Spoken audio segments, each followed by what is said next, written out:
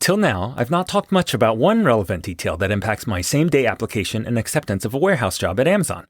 I have a wife and kids. For many years, I was the primary breadwinner, but in the past 7 months, that role has fallen to my wife, Tanya, as I loafed around the house, unsure what to do with my life. In the past few months, I had, in fact, sunk into a depression.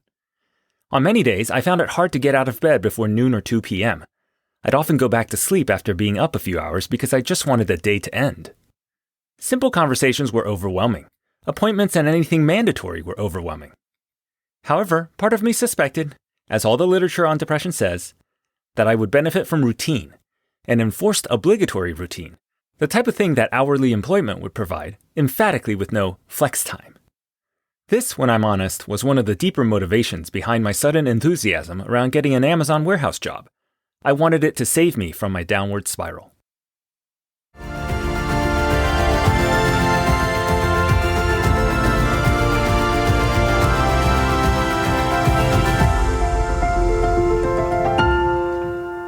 Welcome to Peak Salvation. Today's episode, Day 0. For those of you just tuning in, I recommend starting this serial podcast from the beginning so you're caught up and everything makes sense. Tanya had been patient with me over these months, never pushing me hard to get a job immediately, supportive of my figuring out the right next step to take work-wise. I hadn't mentioned my interest in working at an Amazon warehouse because up until the day I applied, it had been mostly idle imagination. I didn't expect, when navigating Amazon's recruiting page, that I would be offered an actual job within 2 minutes of clicking a few buttons. Now that I officially had an offer in hand, I really needed to find a time to broach the subject with Tanya. It's not often in relationships, certainly the one between Tanya and me, where someone gets a job offer even before speaking with their partner. With my other jobs, like Microsoft and Facebook, and even with my application to Jamba Juice, I had kept Tanya in the loop from the beginning. The Amazon job was a glaring exception, not because I was trying to hide anything, but more because idle clicking on the internet ended in a written offer within 2 minutes of applying. The rapidity of developments from what began as idle musings and turned into an actual job was completely unexpected by me. I could only imagine how much more unexpected it would be for her. Tanya had always been supportive of my many, sometimes dramatic, changes in career. She supported my moving from Microsoft, where I had reached just one level below partner, considered a pretty lofty milestone only ever achieved by under 2% of the employee population, to Facebook, letting $2 million of stock options expire and starting over as an individual contributor, just a coder, with no title and with what I thought, at the time, was also no seniority level during the heady pre-IPO days, when everyone was laser-focused on just making the company successful instead of asking about their own careers. We spent just 3 weeks considering the opportunity for me to launch Facebook London's engineering office with the help of 12 others from Seattle and California, and to be its site director, before Tanya and I together decided to move our family to London for what we thought was just 2 years but turned later into a halcyon 5. We had just nearly bought a house in Seattle, but, as with all adventures in our lives, Tanya was completely open to changing everything if it gave us a chance to experience something new. She similarly was thrilled when I considered taking a grant from the Bill and Melinda Gates Foundation to start a software nonprofit, a move that entailed taking what I, at the time, thought of as a significant pay cut. But I had never before proposed the idea of making $37,000 a year, when we currently pay half that just in property tax alone. But I knew Tanya well enough to know that the money wouldn't likely bother her. She has always been the more frugal of the two of us. But also, given I've been unemployed for 8 months, we could look at the $3,000 a month as pure upside. Going from zero to anything is an improvement. I was more concerned about 2 things. Whether she'd see the move as a sign that my mental health had deteriorated significantly, and whether she'd be in some way ashamed to go from having a partner who built an engineering office for a major tech company from 12 people to 600 in 5 years, in London of all places, to having a partner who'd soon handle more packages every day than most people do in an entire lifetime. I thought about exactly how to open the conversation, to explain that I not only had been thinking about working in an Amazon warehouse, but I had already been offered the job. Given Tanya was busy working the entire day when I applied, I had even finished the drug test without having talked to her and was expected to start the job on November 15th. I weighed a few different openings. Guess who's going to be buffed from lifting nearly 3,000 packages a day? This guy! Do you have any plans for November 15th, a little over a week from now? I do. You're not going to believe what just happened. I was idly clicking on a few buttons on Amazon's website. You know how we love Amazon. And before I knew it, someone named Darnell was demanding that I put saliva on a plastic probe. Next thing you know, Amazon's demanding I show up at a warehouse in Kent at 7:30 a.m. 2 Mondays from now. I'm expected, you know. What can I do? I've got to go, right? In the end, there felt to be no good way to break the news other than to straightforwardly tell her what happened. I'd been trying to get out of depression for months unsuccessfully. I wanted something outside of me to force structure and discipline on my life. I wanted people to tell me what to do every minute of the day, during a time when even the smallest of decisions involving personal initiative was hard. I thought Amazon would be perfect for that. We've been loyal customers for years. I hear they have robots. And I'm told the work is hard. Right now, hard might be good for me. I'm sorry I didn't say anything earlier. I feared you might feel ashamed of me. Please understand that I think I need this. I brought up the topic at last before we went to bed. Tanya listened to my meandering explanation and, when I had stopped talking, didn't hesitate a moment before saying she was happy for me. She would support me in taking the job, despite us having to reorient our home life around it, because she understood how the structure might help restore some balance to my life and also add a bit of practical grounding to my outlook. I felt so relieved she understood and grateful for her support. When it came time to tell the kids, my 13-year-old daughter Chloe was curious whether she'd be able to visit the warehouse. I told her probably not, in that Amazon doesn't likely want to be responsible for any harm that might come from non-employees walking the floors of a fulfillment center filled with industrial machinery. I'd later learned that Amazon used to allow visitors, but COVID put an end to all that. Given that no recording equipment was allowed, Chloe would need to instead imagine the things I described to her over the coming weeks. Caleb, my 15-year-old, asked if I was taking the job to see how the other half lives.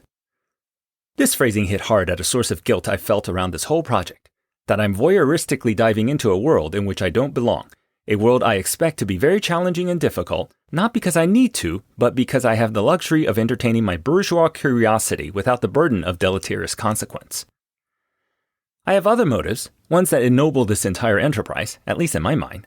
But in truth, this question of whether I'm reveling in others' suffering will imbue all the insights and learnings I derive from this project with the backdrop of justly deserved guilt. I set this aside to convey my stronger motivations. First, I've been interested for many years about the future of work. When I quit Facebook 4 years ago, I was very concerned about the rise of what's being called technical unemployment, where robots and computers are replacing people. I worked as an entrepreneur in residence, a sort of glorified intern, at Madrona Venture Group in Seattle to research whether I could start a company that would bridge the rising income gap in America. Though I had set this work aside when an opportunity arose to start a global health software nonprofit, a big part of me is still both interested in and gravely concerned about a future where people are increasingly less employable as computers and robots continue their inexorable rise. Working in an Amazon warehouse would put me at the very vanguard of witnessing this juggernaut of permanent societal change.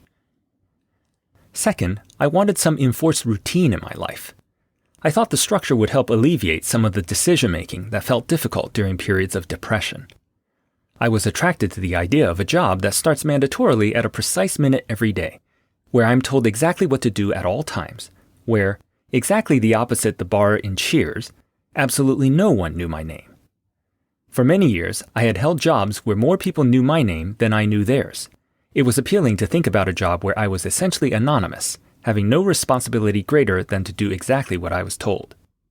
No worrying about the future of the team, no ruminating about past mistakes I had made, just an all-consuming present. Other than the benefits of enforced routine, curiosity lies at the core of why this job interests me. Caleb and Chloe are too young to remember that Walmart used to dominate popular conversation about predatory capitalism and terrible work conditions. But after all the press furor, we've essentially not heard about that aspect of Walmart for perhaps a decade. The new baddie in town is now Amazon. We end the discussion on this point, that perhaps it's hard for people to see the largest companies as anything but evil.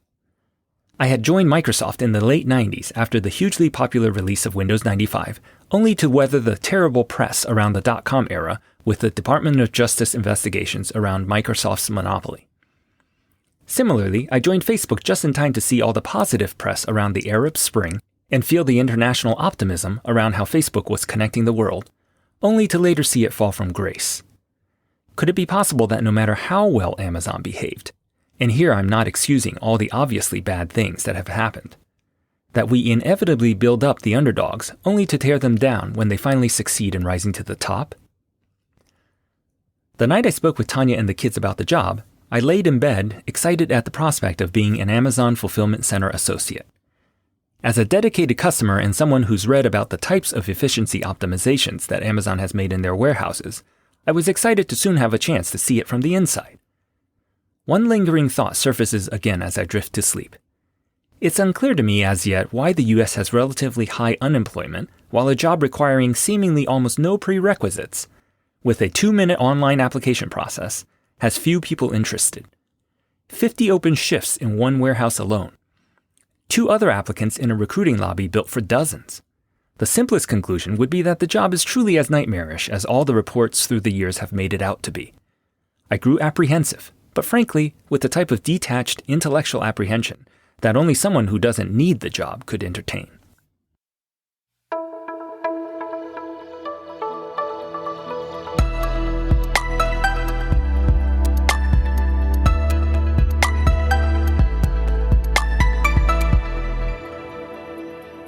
Amazon is fond of referring to Day One based on a letter that Jeff Bezos, founder of Amazon, wrote to shareholders in 1997. The critical sentence headed the second paragraph. But this is Day One for the internet and, if we execute well, for Amazon.com. Today, online commerce saves customers money and precious time. Tomorrow, through personalization, online commerce will accelerate the very process of discovery. Amazon.com uses the internet to create real value for its customers and, by doing so, hopes to create an enduring franchise, even in established and large markets. At the start of 1997, Amazon had 158 employees, 180,000 customers, and just under $16 million of revenue. By mid-2021, Amazon had 950,000 employees, 200 million Prime customers, and $386 billion of revenue the previous year. 950,000 employees means that I'm just about 1 in a million. $386 billion of revenue in a year is more than $1,000 per American. That revenue is worldwide, but you still get a sense of the tremendous scale of Amazon's reach. But Bezos' admonition to his employees has always been that it's still Day One at Amazon. Bezos loved the concept of Day One, the idea of innovation and positive change, so much that he named the building he worked in Day One and even moved that moniker with him whenever he changed buildings. The phrase, in fact, is so popular that Amazon's emails to me have been referring to my first day as my very own Day One, capitalized proper now.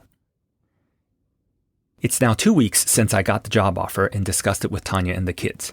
Today is Day 0, less than 24 hours before I start my first day as an Amazon Fulfillment Center Associate, Level 1.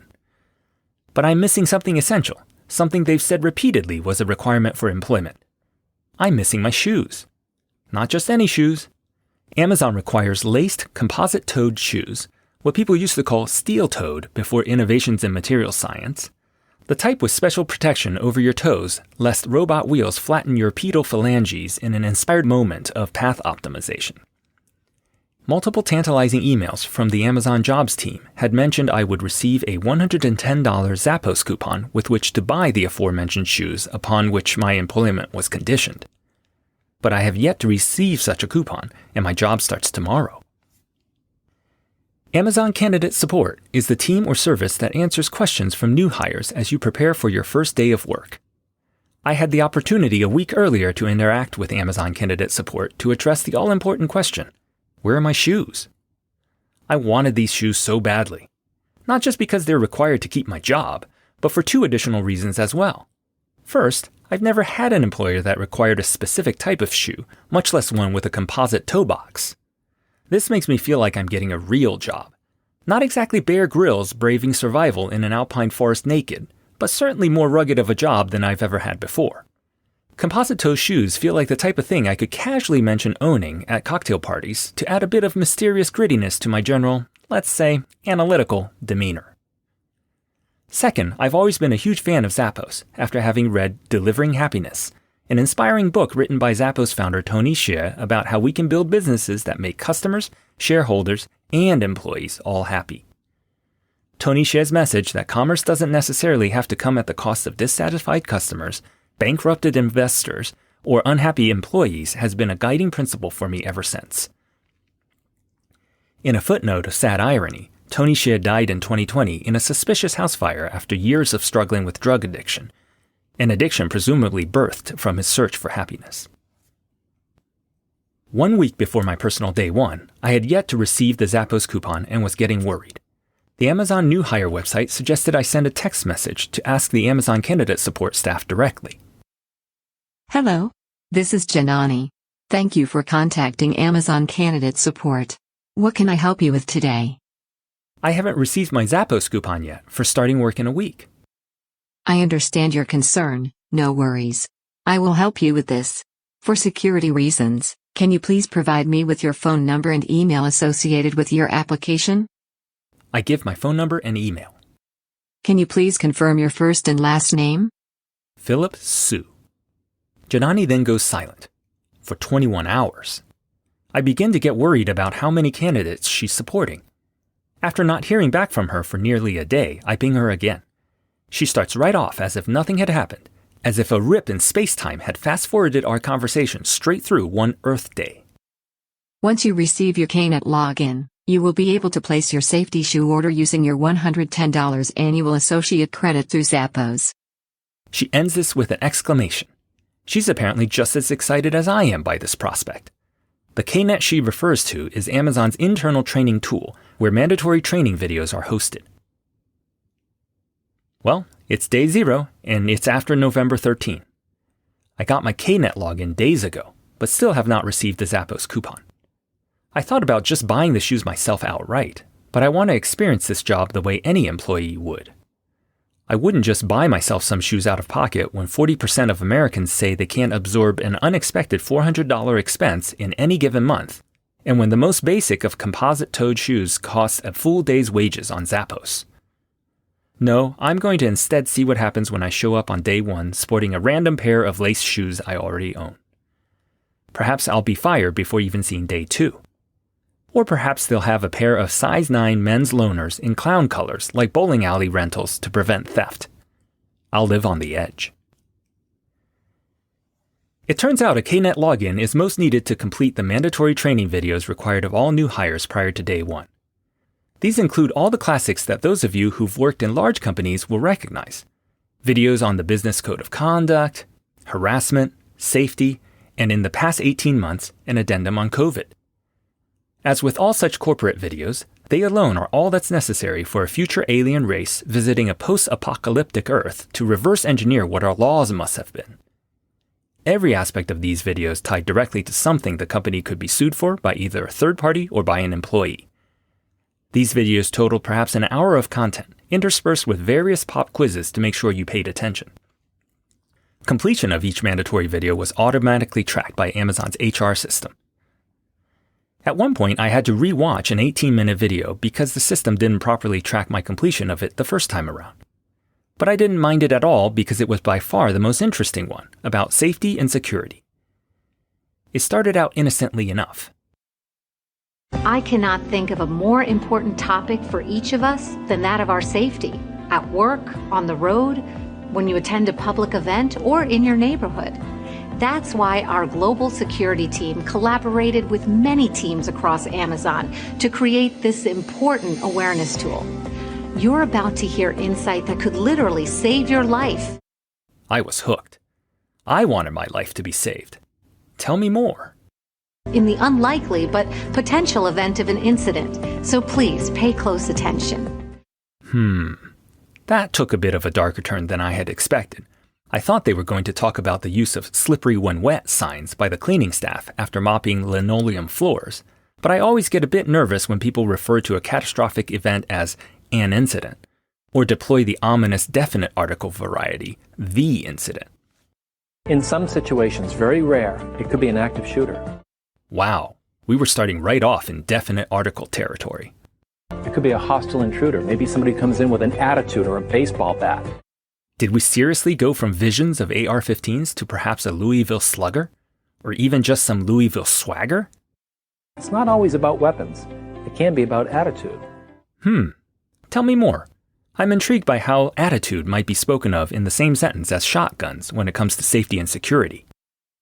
Remember that a dangerous person doesn't have to show a weapon in order to inflict injury. So please remember that of all weapons in the world, actually the fist, we all have them, is the most common weapon of all. I nearly laughed out loud about this, but decided they weren't making a joke. It turns out, as an aside, that there's only one place in the US where you're required to register your hands as deadly weapons, and that's in Guam. In Guam's law books, Title 10, Division 3, Chapter 62 states that any person who is an expert in the art of karate or judo, or any similar physical art in which the hands and the feet are used as deadly weapons, is required to register with the Department of Revenue and Taxation. It goes on to state that the Department of Revenue and Taxation, presumably Guam's IRS, shall keep a roster of such experts in the country, collecting the required registration fee, $5, from each expert upon entry into Guam. To not register is a misdemeanor. Up to this point, the video was mostly amusing, suggesting visions of coworkers with attitudes and Jean-Claude Van Damme working next to me on the packing line. But things were about to get suddenly, jarringly dark. The video transitions into a scene within an Amazon warehouse. We have learned so much from survivors of different incidents that have occurred at work, school, theaters, concert halls, and elsewhere.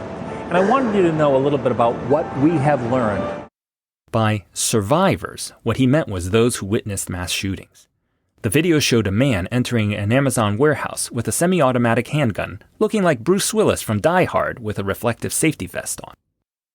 The first is that if you ever find yourself in an active shooter situation, or one where there's just a hostile person who may have a weapon, please make a decision quickly. Whatever you do, make a decision quickly. Security experts remind us that you really have three options. You can run, you can hide, or you can fight. Whoa. I completely did not expect an employer to tell you that an option was to directly fight an active shooter. Now, if you fight, you have to do so with every ounce of energy in your body. This strikes me as something that doesn't need to be said. I'd expect anybody fighting a gunman using just fists and attitude is going to do so energetically. Use any kind of instrument, whether it's your fist or kicking or throwing an object, whatever you use, whenever you try to do it, you have to be all in. This poker phrase must have resonated with the video producers in that they subsequently sprinkle it in a few more times whenever the option of fighting is mentioned.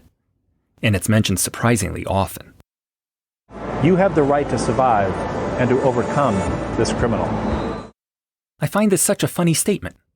It's first a Declaration of Independence level affirmation that you, too, have the right to live. But it's also a reminder that, for whatever reason, Amazon spent far more time discussing your option to fight a gunman in the warehouse than they did explaining that you could run or hide. All in all, this entire section of the video seemed unnecessary.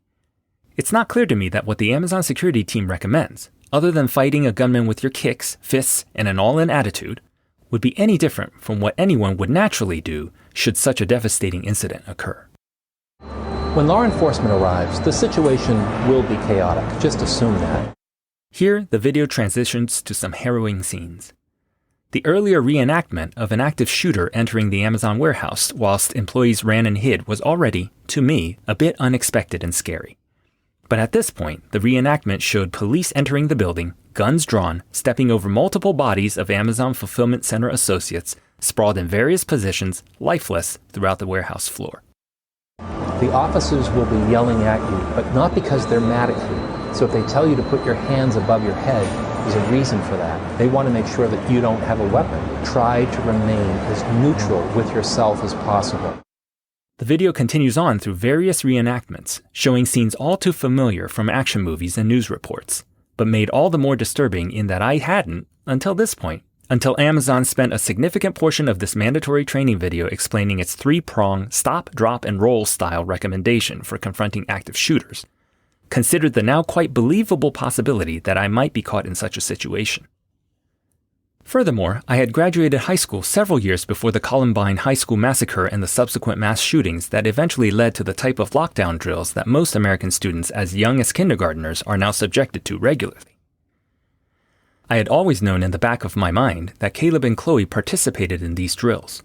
I had just never considered whether drills were ever accompanied by reenactment videos like the one I was now watching, And frankly, even if not, whether children would carry with them the same sort of vague, unsettling feeling of having a heretofore unimagined possibility now ingrained deeply, viscerally, in their psyches. I'd catch myself even weeks later looking up from my work in the Amazon warehouse toward loud, unexpected sounds to see whether associates were running, hiding, or perchance even fighting. I frankly tuned out a lot of the remainder of the safety video, sobered by Amazon's various reenactments and unable to concentrate, until I was snapped back to attention by the upbeat voice that closed the video with some practical good news. Remember, too, that this information can be used in other environments as well, at the mall, movie theater, airports, nightclubs, and concerts.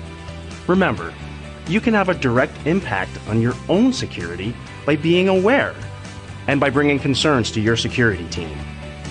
Thank you for keeping Amazon safe. I can't help but wonder whether the last statement was particularly addressed to those associates whose dispositions would be to fight instead of to run or hide. I sincerely hoped that I would be placed next to a coworker who would be legally obligated to register their fists if they ever went to Guam. The rest of the videos were thankfully not at all scary and mostly covered territory that any reasonable employee should arguably already know. For instance, dating relationships need to be disclosed to HR and shouldn't happen in reporting chains. The training covered all sorts of harassment, complete with examples and pop quizzes. Bribery is illegal, and Amazon employees may not bribe anyone or accept bribes for any reason.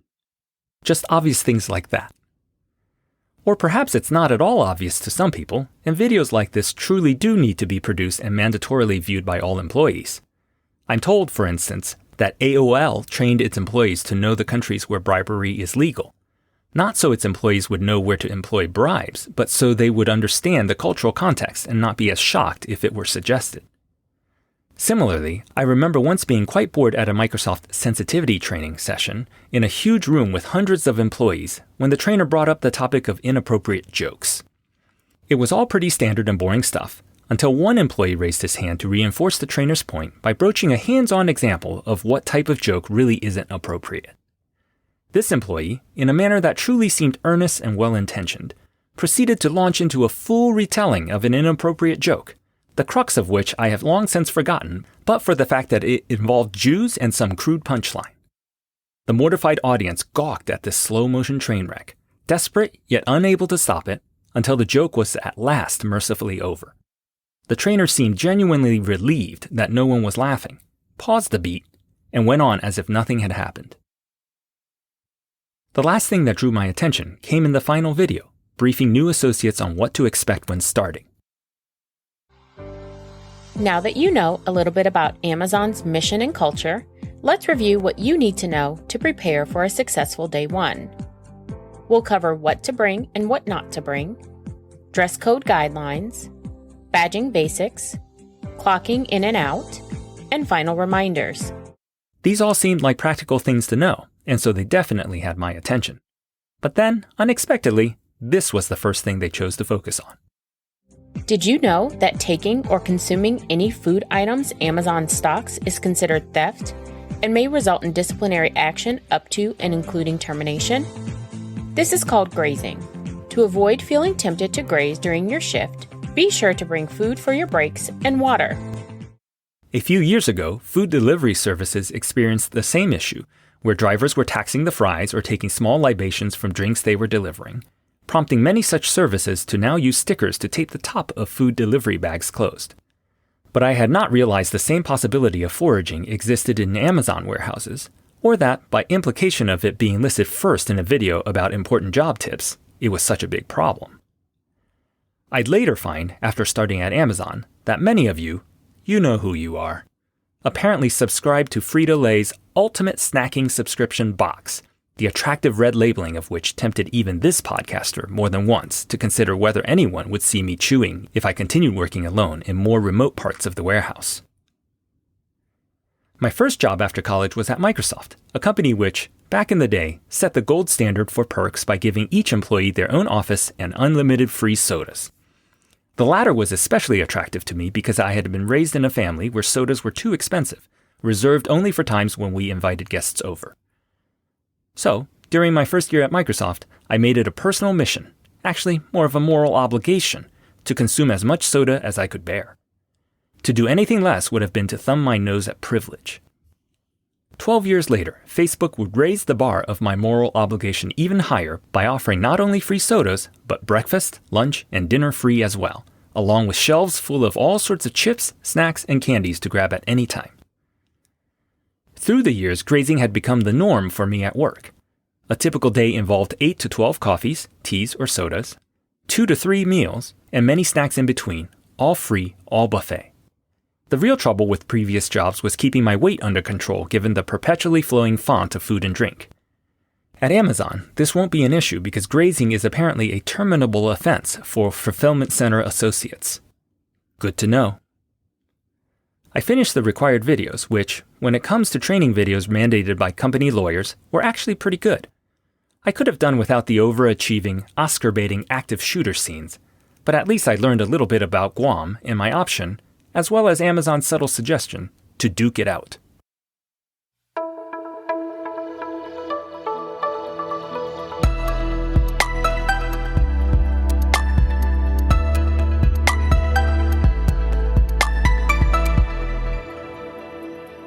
Every weekend, fulfillment center associates are emailed a newsletter containing the type of things you'd expect to see on any caricature of a workplace corkboard in a break room. I received one on the night of day 0, sent at 1:50 a.m., with the subject, BFI4 HR Newsletter November 12, 2021. BFI4, you'll recall, is the name of the fulfillment center I'm assigned to. I learned through the banner emblazoned as a header of this newsletter that BFI4 apparently has its own emblem as well, a shield-shaped crest rendered in the same blue and green as the Seattle Seahawks, showing the Seattle skyline below a huge, bold BFI4. Below the skyline are the words, Kent, Washington, established 2016. The newsletter is an eclectic mix of naggy workplace rules and pleasant little surprises, with important announcements impacting your job and continued employment hidden between. Each little blurb in the newsletter has its own visual design, a little logo or icon, its own colors and aesthetic, blocks of differently sized fonts splashed here and there, none of it coordinated with any other blurb. The overall effect was akin to opening one of those thick Valpak marketing envelopes that keep showing up in your mailbox. A sudden kaleidoscope of uncoordinated color, yellow flash bursts declaring new, sale, or under new management, and proof again and again that the Valpak company will print just about any PDF, and I mean any, that a small business owner sends them. Most of the items were about mundane things. Cell phone usage rules, reminders to wear your employee badge, a food truck schedule, and a promotion of the legendary Zappos shoe coupon as part of the so-called Working Well project. If those shoes are part of Working Well, I'm clearly in trouble on that front. I've yet to get the much ballyhooed shoe coupon, and am increasingly convinced folks on the Amazon Jobs team are just taunting me. Then there was a section headlined, Anytime Pay.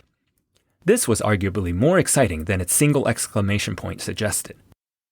As part of our long-term vision to become Earth's best employer, we're introducing Anytime Pay to already and seasonal, Class M, employees. Anytime Pay gives employees the opportunity to access up to 70% of their eligible earned pay, whenever they choose, 24/7. Payday loans are used by 10% of American workers each year, with 7 out of 10 borrowers using their loan to pay for recurring expenses like utility bills and rent payments.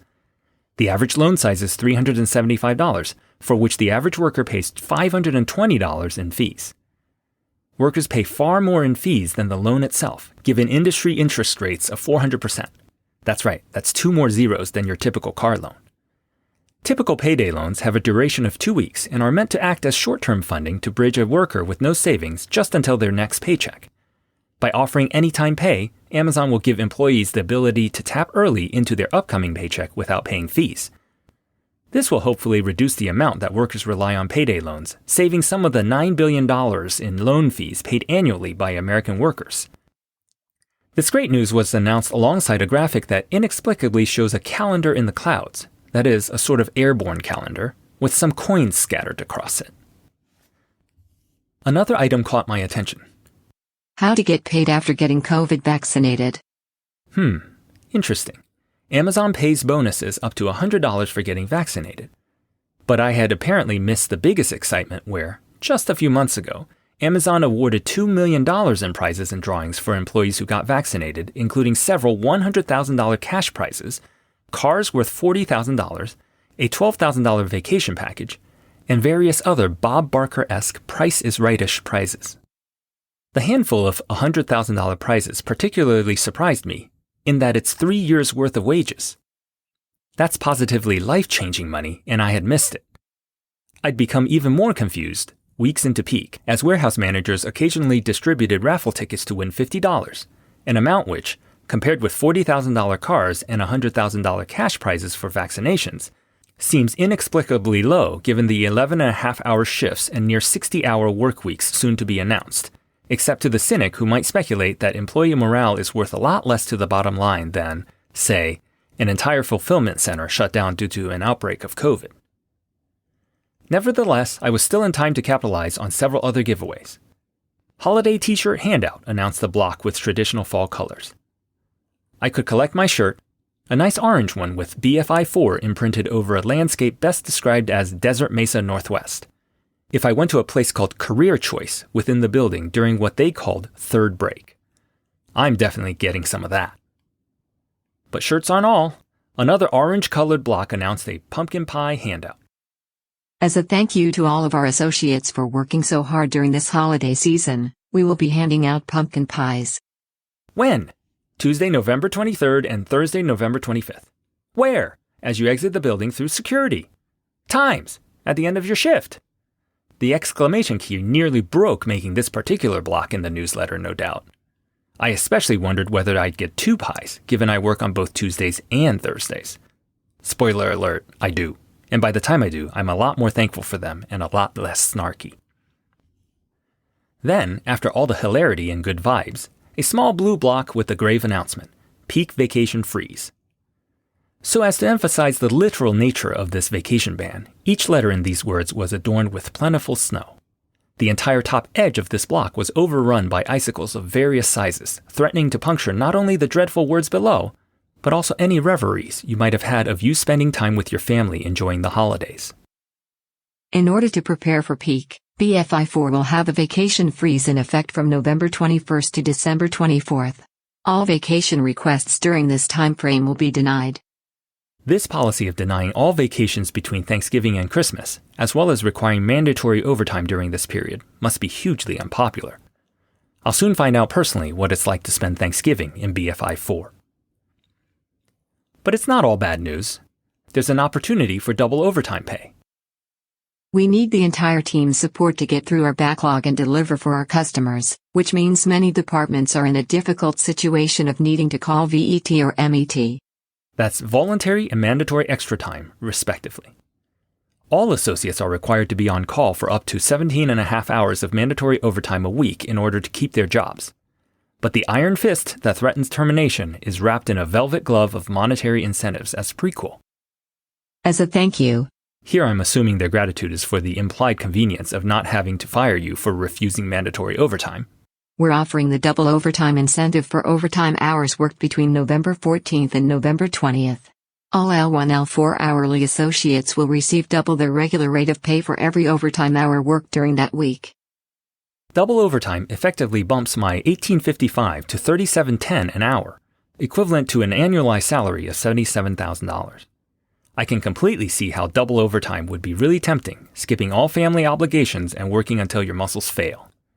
This particular announcement was accompanied by images of gold coins, each sporting a pair of blue angel wings.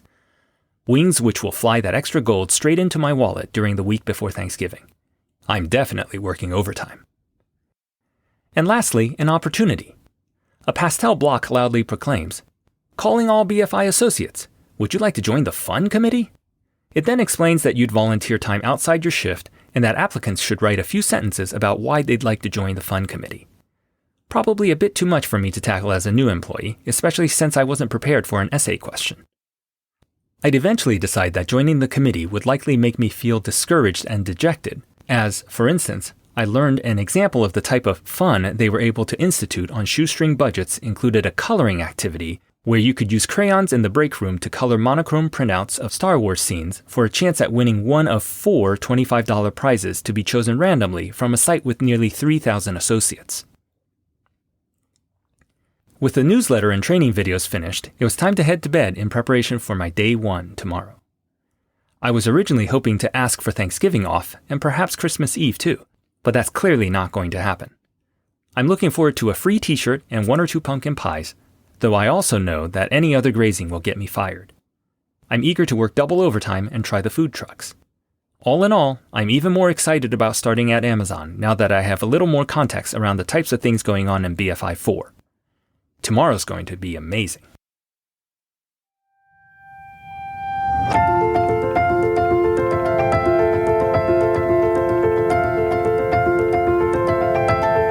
Coming next week, I see the inside of an Amazon warehouse for the first time and witness its splendor.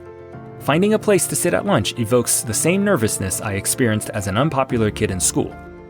And I find at last which house I'm assigned to by Amazon's great sorting hat in the cloud. Peak Salvation is a Spark Anvil production. Today's episode was written and produced by Philip Sue and edited by Rebecca Ambrose. All names which do not include a last name have been changed in order to protect privacy. If you have a question you'd like to have answered in the podcast, send it to philip@peaksalvation.com. That's PHILIP@peaksalvation.com. Better yet, send a recording of yourself asking the question. I can't promise I'll answer everything, but your questions will help ensure future episodes focus on what's most interesting to you. If you like what you hear, please rate us, subscribe, and share with a friend. Your support is rewarding and much appreciated.